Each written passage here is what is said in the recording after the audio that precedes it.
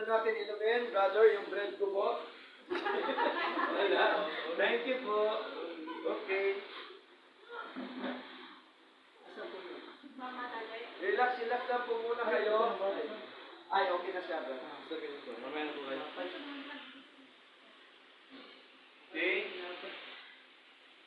So, muli ko po pinaalala po sa atin na this is for only baptized believers po. No? Darating din po yan sa atin. At yung tinatawag po kasi na God's timing, kailangan po natin. Pero siguro, Pastor, kung Monday na ata o ng Monday, yung Monday na. Perfect time ni Lord. No? Hintayin po natin, perfect time ni Lord. God's timing. No? Ang God's timing po kasi, ano po yan? Hindi yan nalilig, hindi po yan na-advance. No? Talaga ho, tinakda po ni Lord yan. Perfect si Lord.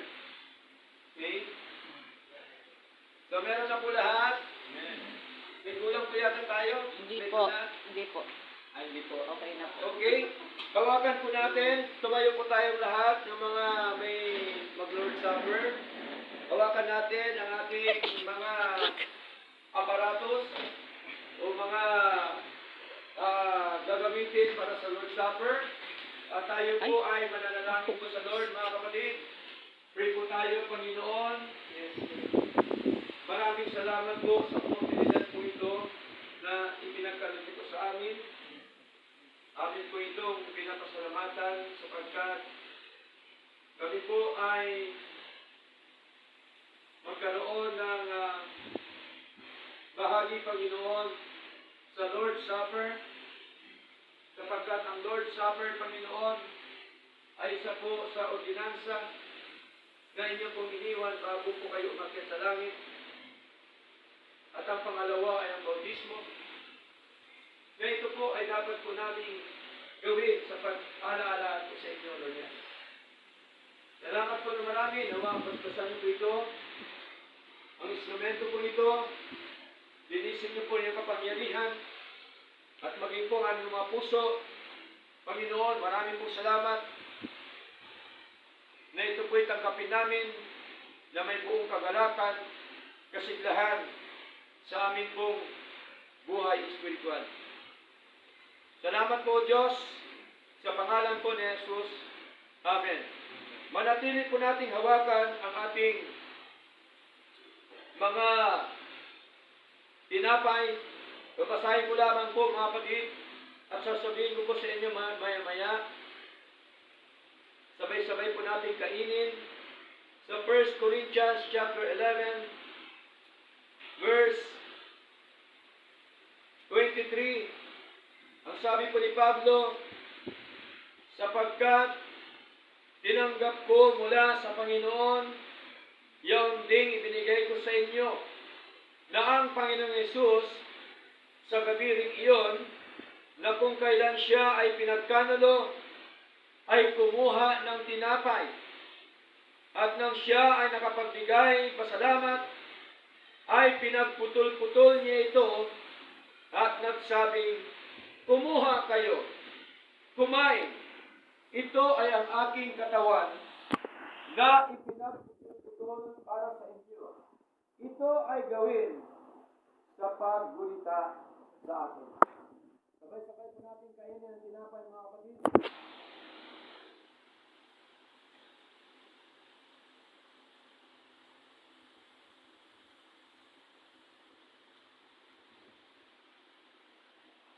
Ito naman po yung saro.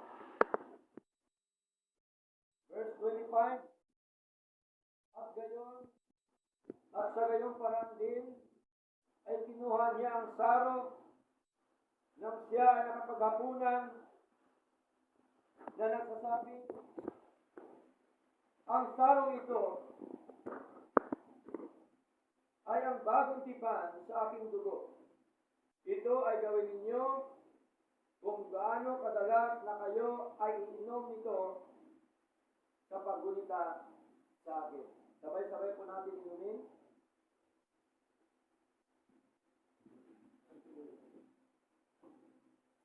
Amen. Purihin po ang Diyos.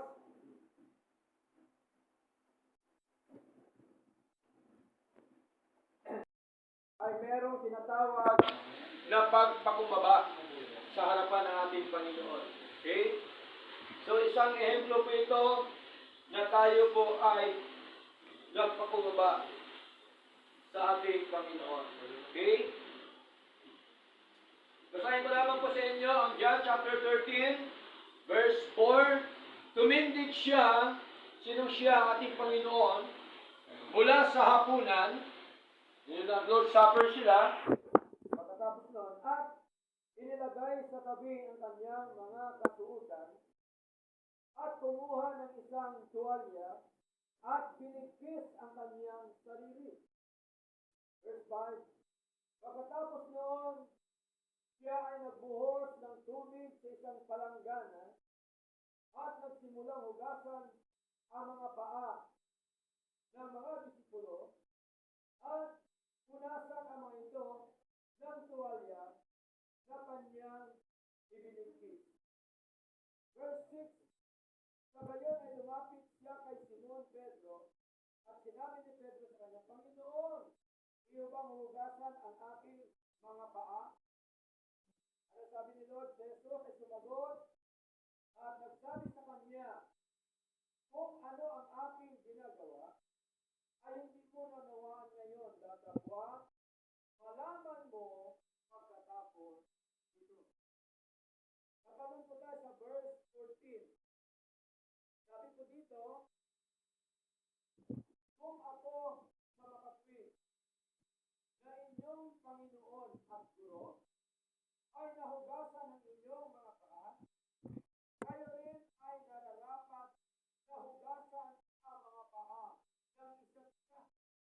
Kapagkat nabigyan ko kayo ng isang halimbawa na dapat ninyong gawin gaya ng aking nagawa. Katotohanan sinasabi ko sa inyo, ang lingkod ay hindi higit sa dakila kaysa kanyang Panginoon. Na siya na isinugo ay higit sa dakila kaysa kanya na nagsugo sa kanya. Kung nalalaman ninyo ang mga bagay na ito, mapalad kayo kung ginagawa ninyo ang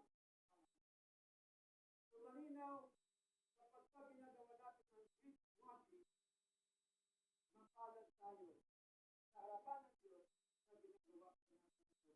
Bilang ehemplo, bilang example, ating Panginoon, ginawa po ni Lord, ginawa ng mga alagad, sabi ni Lord, gawin din ng isa.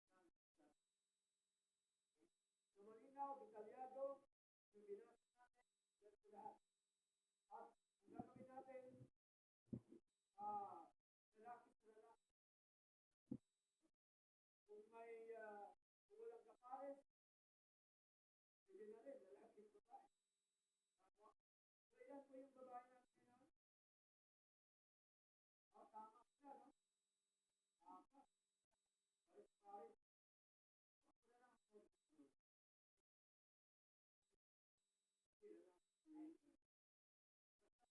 ako. Okay. Sige po mga kapatid. Nawa, no?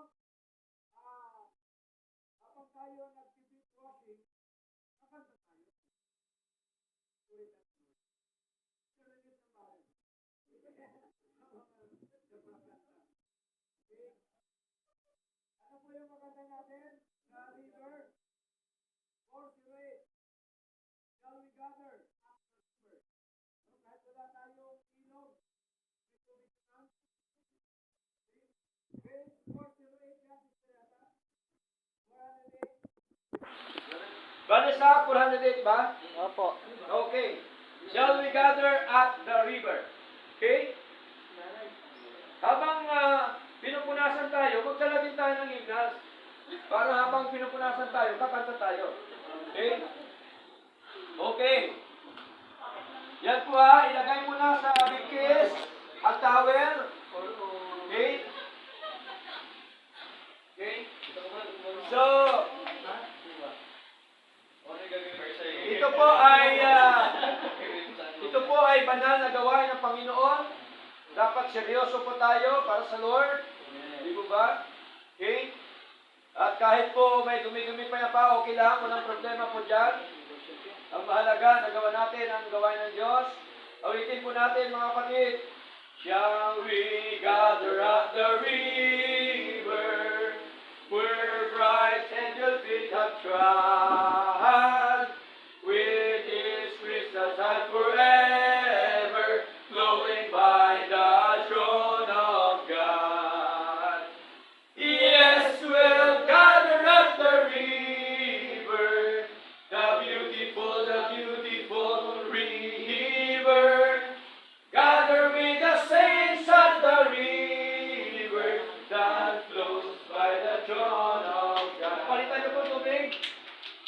On the margin of the river, washing out each other's way. Hey, we will walk and worship ever on the happy golden days.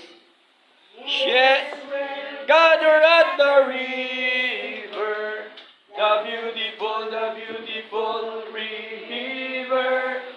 Gather with the saints at the river that flows by the throne of God. Number 3, here we reach the shining river, lay we every burden down.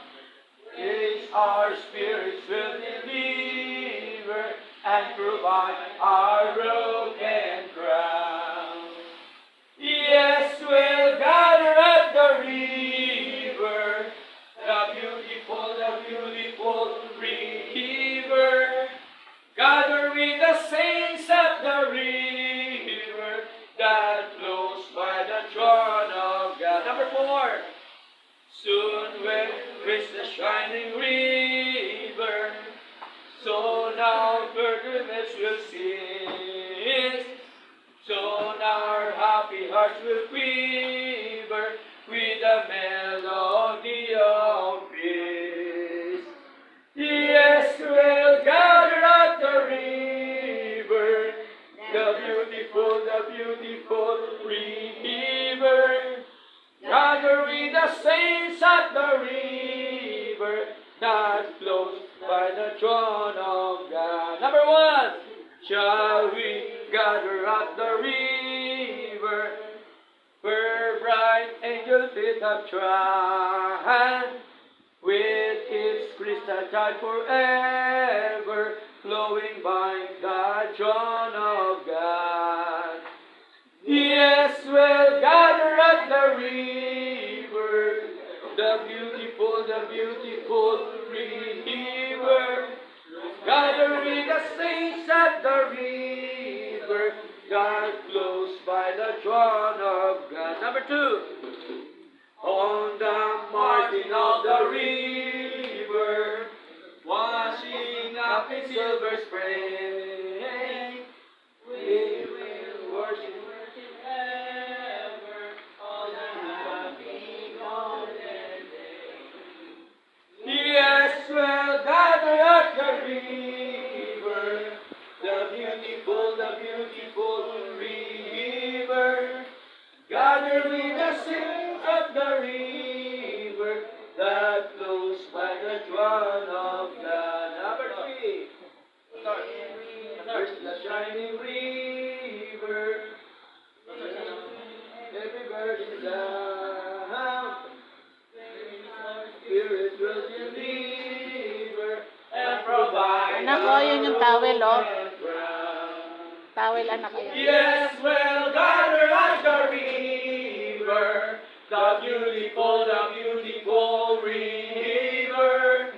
Gather with the saints at the river that flows by the throne of God. Soon we'll reach the shining river. Soon our pilgrimage will cease. Soon our happy hearts will quiver with the melody of peace. Yes, we'll gather at the river, the beautiful river. Gather we the saints at the ring.